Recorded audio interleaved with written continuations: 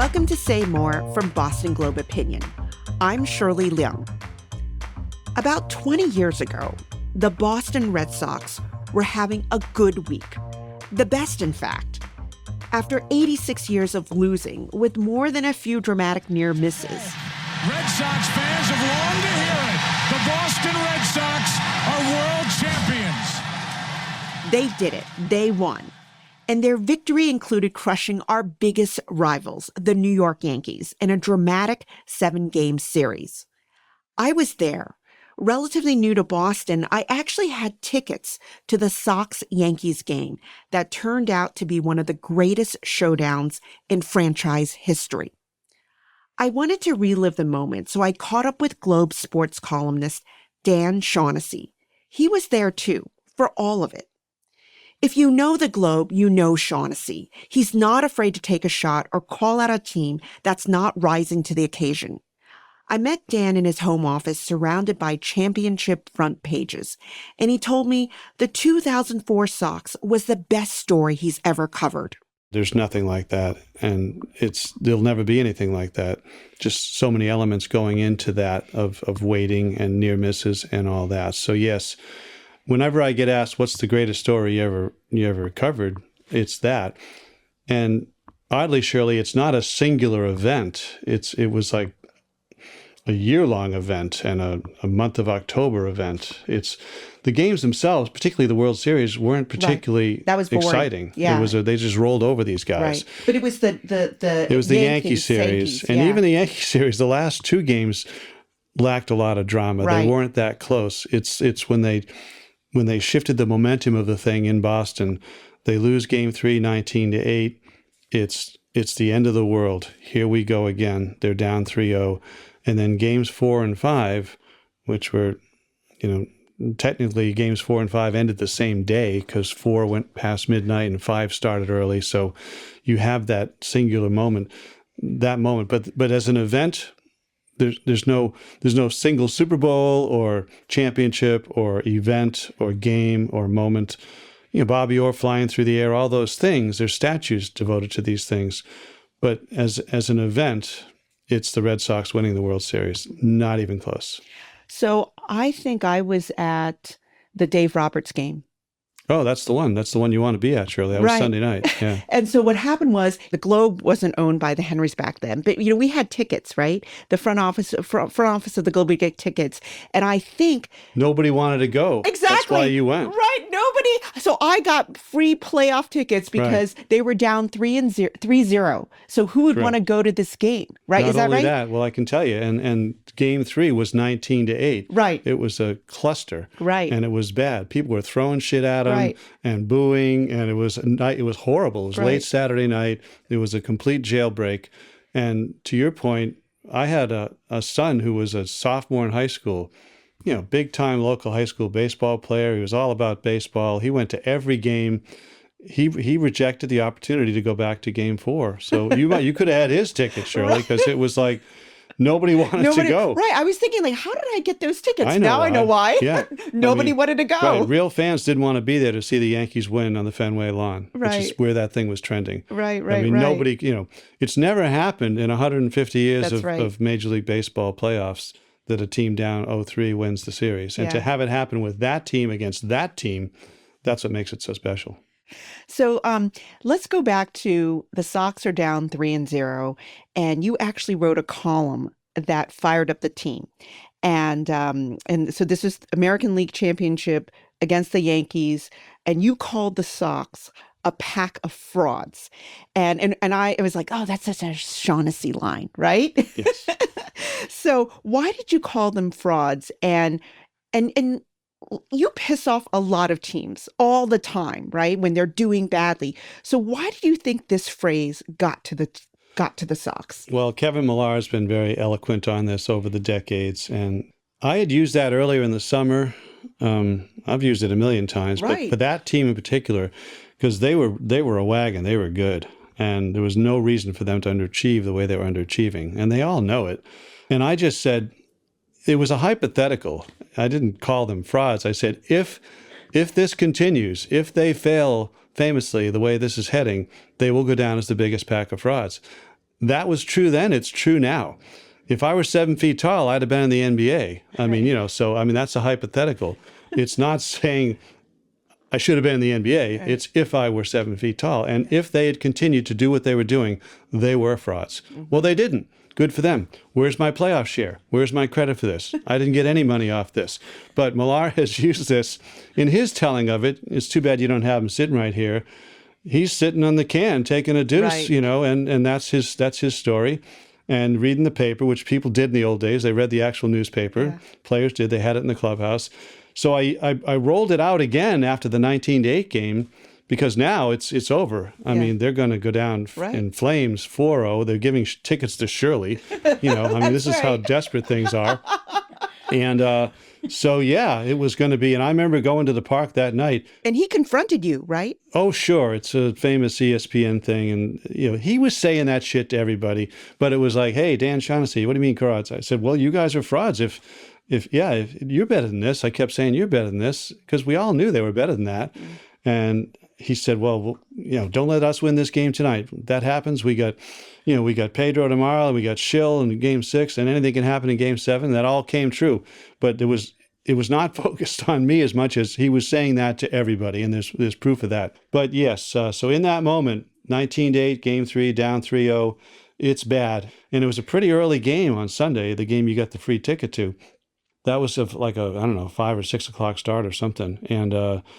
But I remember being there in the afternoon. It was kind of dark and cloudy, and it was dreadful. And to see them, they look so slovenly and pathetic, and just that this is going to end in disgrace for them after all this work and hope that had gone into the offseason of rebuilding the team, and just to go down like that 4 straight. Getting humiliated at home, 19-8. So that was the climate going into Game 4, and then we know what happened. So remind people what happened in that game, Game 4. So Game 4, it's a good close game. It's going back and forth. They're down by a run, and it's the bottom of the ninth, and they're going to lose by a run. The greatest closer in the history of baseball, Mariano Rivera, is on the mound. The man was voted unanimously into the Hall of Fame. The only person, not Willie Mays, not Sandy Koufax, this guy, the perfect pitcher in the perfect situation to close this thing out. He's on the mound. You're down by 1 run. I went down. Those days I was still friendly with ownership, and I went down to the L1, the box down there, and I said, "Okay, boys, what do we got?" And Lucchino, they had the legal pad out, and they were writing up a concession speech, to apologize to their fans for this disgrace, which it was. And then Millar drew a walk, and I got out of there. You could tell there was all of a sudden momentum. They had the tying run on base, and Millar was pinch run for by Dave Roberts, and he had prepared his whole life for this moment. Mm. A member of the Los Angeles Dodgers, where he, under the tutelage of the great Maury Wills, who was the first man to steal 100 bases, and his coach, Maury Wills, said, someday you're going to have to steal a base, and everyone in the park's going to know you're going to try and steal that base, and you have to be able to do it. Oh, wow. And Francona sent him to run. He didn't say anything. He just winked at him, and that meant Dave Roberts could go when he wanted to go, when he knew the moment was right. Wow. He did not need a sign or any instruction or anything. He would prepared his whole life for this. And Rivera threw over there multiple times, almost got him once. And then when everyone knew he was going, Rivera delivers the pitch to the plate. Roberts goes. Posada makes one of the great throws of his life from behind the plate. It's a little bit to the shortstop side of second base, and Jeter catches the ball and rushes the tag over, and the runner is clearly safe. It's close, but he's safe. And everybody did their job perfectly in that situation. Now you got a guy on second, and then Billy Miller, underrated hero in the deal of one-time batting champ, played third base for that Sox team. He drilled a single up the middle, and Rivera looks like a hockey goalie. He's splayed, his legs go out, and it just gets through him. Wow. And goes to center field, scores the run, and then they play another million hours. And, I remember that, the million hours. And Ortiz wins it with a home run. Yeah. And this was I remember out of the seats. We couldn't sit. Right. We were standing the whole time after Dave Roberts stole that base. Absolutely. And that was sort of the birth of Big Papi and David. David had done a lot of great things already, but that's what people remember. And then the next night, which was the same night, because the first game ended after midnight, the Sunday night, we played into Monday morning. And then Monday afternoon, this one went 14 innings, and it was, again, 7 hours, whatever it was, and Ortiz pops one into into the outfield to score the winning run again. And that was the we'll sleep when we're dead series, because there was no day off. Rain had changed things and ended up playing, Saturday, Sunday, Monday, Tuesday, Wednesday. It was a game every day because we lost. It was hard for the fans too. Oh, we were all wicked. bleary-eyed.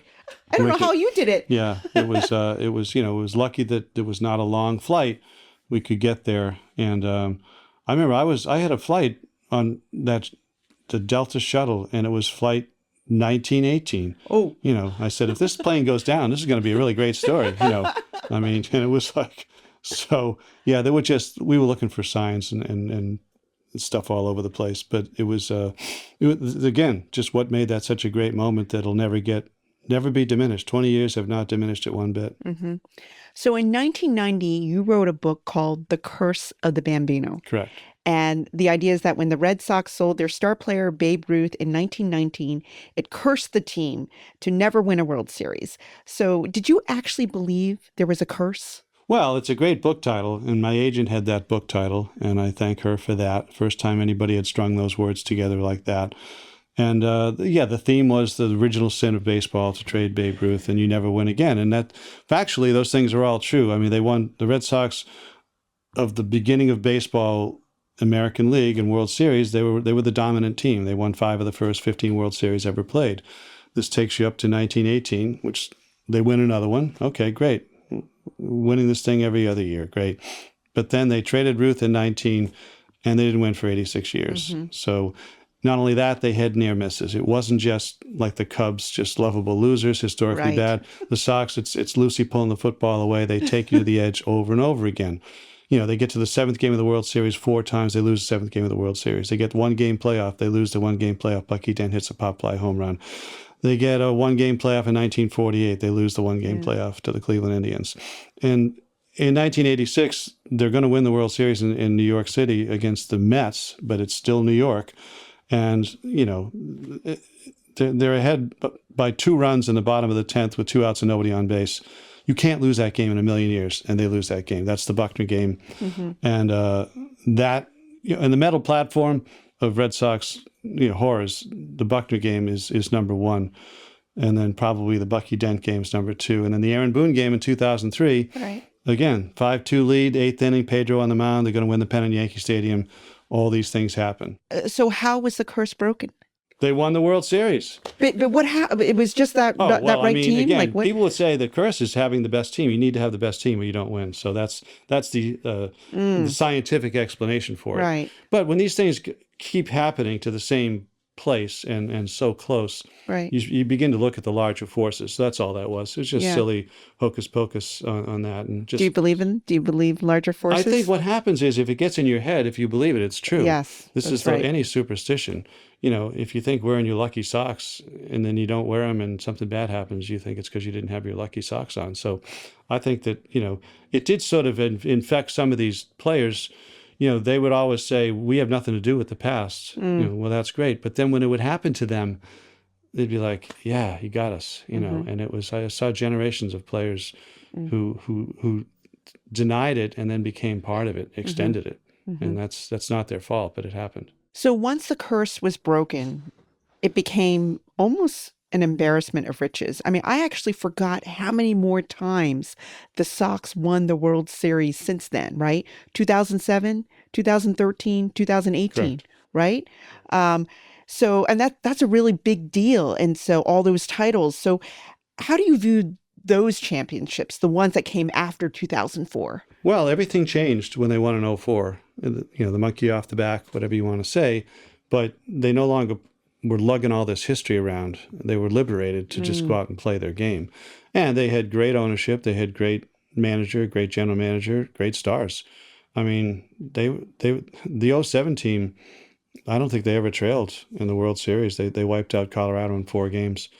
And the 13 team was a little bit more magical because you had the marathon bombing tragedy in April, and that team had been in last place the year before, and they kind of surprised everybody, and they had great energy and great momentum, and it was really kind of one for the city. And then 18, it was probably the best of all the teams. They just killed everybody and ended up winning it in Los Angeles with a great, great team. So, but there's some symmetry to that because it's 2018. It's 100 years after 1918. that's right. They trade Mookie Betts, and it's been all bad since then. So, Oh. somebody should write another book about that if the scheme keeps going. Right. The Curse of Mookie Betts. There you go. Yeah. Great name. So something else also changed in 2004. I mean, the Sox-Yankee rivalry was never the same, right? The Yankees were never as good, right? And the Sox were no longer the underdogs. So do you miss those days? Well, I mean, there was a certain charm about the Red Sox and their fans and the neediness and the patheticness and just the desperation. It was really endearing, and I liked them more then. Once the Sox became the dominant team, and again, the Yankees, right? 4 World Series in this century. Yeah. No other team has done that. Yeah. And so they've been the dominant team of the 21st century. Yeah. With more World Series than anybody else. And their fans, it's not like this now because the team's bad again. But by 2018, Sox fans are a pretty confident, boisterous group going into other people's ballparks. Right. Let's go Red Sox, taking over the park and traveling really well and just demoralizing people in Tampa and Detroit and kind of like the Patriots, LA. right? Patriots fans. Right. So there's a big shift there of attitude, and now you have mass holes instead of needy, desperate, charming fans. But once you win, you become just like everybody else. Yeah. And that's not for the better. More of my conversation with Dan Shaughnessy after this short break. All right, so the Red Sox are now bad, really bad, and it's unclear when they will be good again, right? And after winning, and the Patriots, after winning 6 Super Bowl titles in the last 2 decades, the Patriots are having a rough season as well. So are we in a drought? I mean, are we living under the curse of Tom Brady? It's a weird time, Shirley. And again, I'm old, and I feel like I'm back in my childhood now. When I was a child, the Red Sox were bad every year. The Patriots were kind of a joke, a laughing stock. The Celtics were the world champions every year. Oh, that's right. And Army and Navy were in the top 25 in college football. All those things are now true again. So it's like I'm reverting back 60 years into my life, as this is what it felt like in the 60s around here. So I don't know, but I think that it's cyclical, and I don't think we're going to have long cycles that we've had. I don't think the Red Sox are going to go another 86 years. No, they're ready to turn it around. If they go out and spend some money this winter, I think they could be okay next year. But, last place 6 times in 12 years, that's not okay in this market. They just need to start behaving like a big market team again. And the Patriots, it's hard to know where this is going. We're certainly due for a little bit of a drought here. I mean, we've had it so good for so long. I mean, they went to 9 Super Bowls under Brady, and they won 6 of them, and 1 million AFC championships, 17 division titles. I mean, it was ridiculous. They just laughed at everybody for 2 decades, and that's never happened anywhere, and it won't ever happen anywhere, I don't think. So we were blessed with that. How long it'll take them to come back, I don't know, but last weekend, you saw Drake May finally start a game. There was some promising things. It was the best. I mean, you liked him. I do, and I was glad to see it, and it just makes it more interesting to watch, and you can't get all excited on one game, but we have to, because the first 5 games were so dreadful, so hard to watch. This was more fun to watch, and it just shows you how things have shifted with our expectations.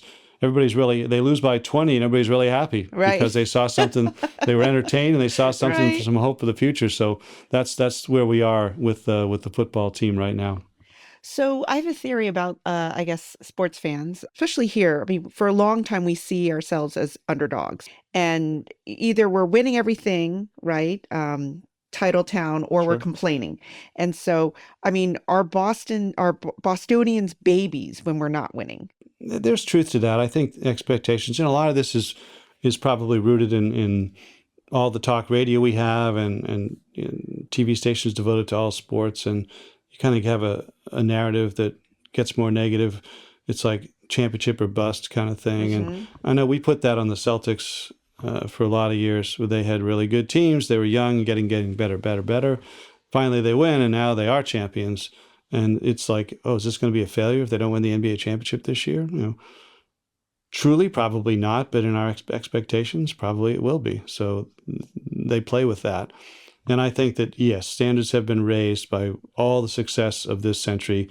13 duck boat parades in one century, a stretch where all 4 teams won a championship in a space of 6 years and 4 months. No one's ever had that. No other city's ever had that. And football is the biggest sport in America, and for 2 decades, the best team was here. And that's a long time to dominate the most important sport. So sure, I think expectations are super high here now. I'm okay with that.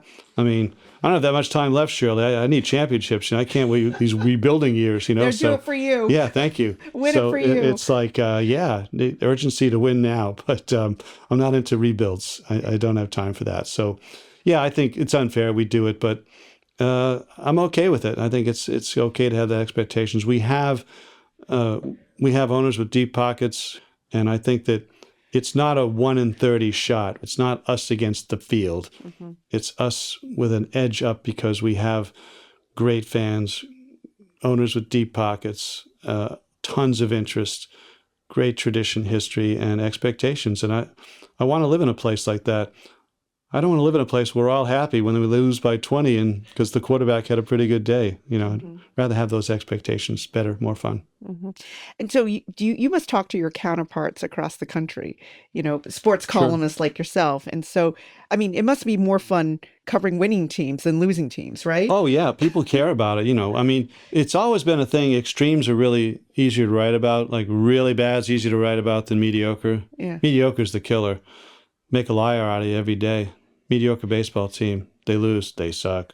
They win the next day. Oh, they're good. Then they lose. Oh, I was wrong. They suck. So if you're constantly winning then losing, it's very hard to hold on to any kind of a slant on it. So, but really good or really bad is good. Really good is the best because everybody's into it. People read it. They care about it. They buy the merch. They pay the freight. And you want to be doing work that people are reading. And at the Boston Globe, when you're writing about these sports teams, you're doing work that people are reading, and that's a great blessing for me.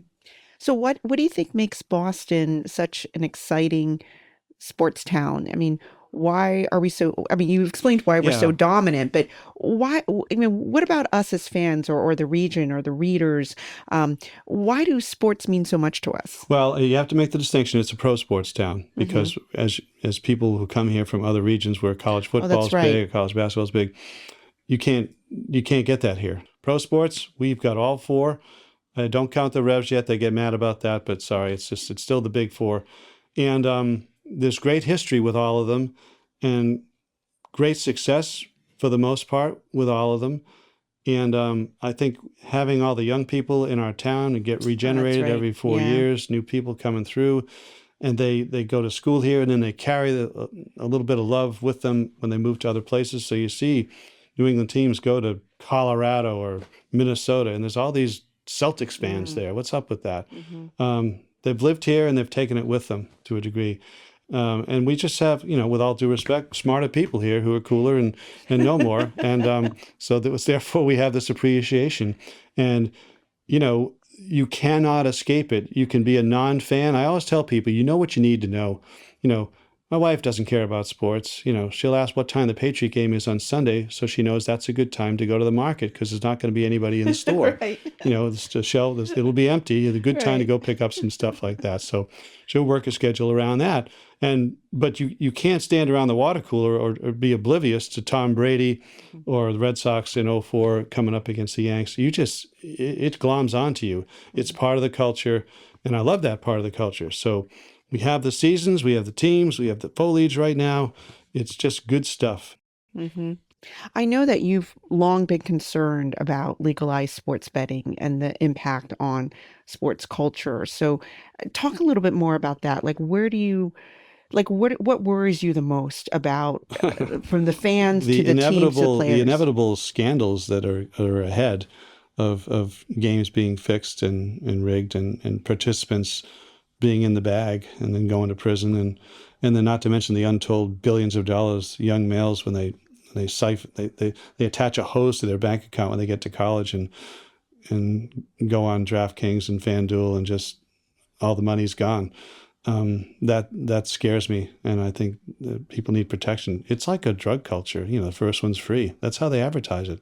First one's free. $5, $200 worth of free bets. That's what they do in the schoolyard with a little taste of this. I mean, it's just awful. So yeah, I'm not a fan. And I grew up in a sports society where it was just verboten and it was instructed it was the devil and everybody knew. And now the leagues are partners with it. Right.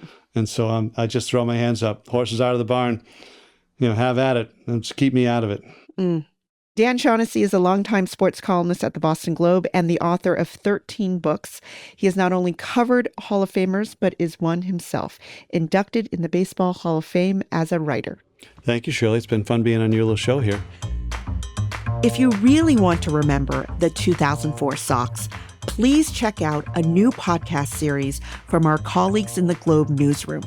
It's called The Curse Breakers. You'll hear a lot more from Dan, and there's also a lot of memories from the coaches and players themselves, like Terry Francona, Johnny Damon, and Kevin Millar. Here we are, just a bunch of idiots and just dudes. We had some superstars, but we had dudes. And I felt that we weren't the best players, we were the best team. Find the link in our show notes. Say More is a production of the Boston Globe. Today's episode was produced by Anna Kusmer. Our editor is Jim Dow. Our engineer is Uzair Ahmed. Our music is from APM Music. If you like the show, please follow us and leave us a review on Apple, Spotify, or wherever you get your podcasts. You can email us at saymore@globe.com. I'm Shirley Leung. Thanks for listening.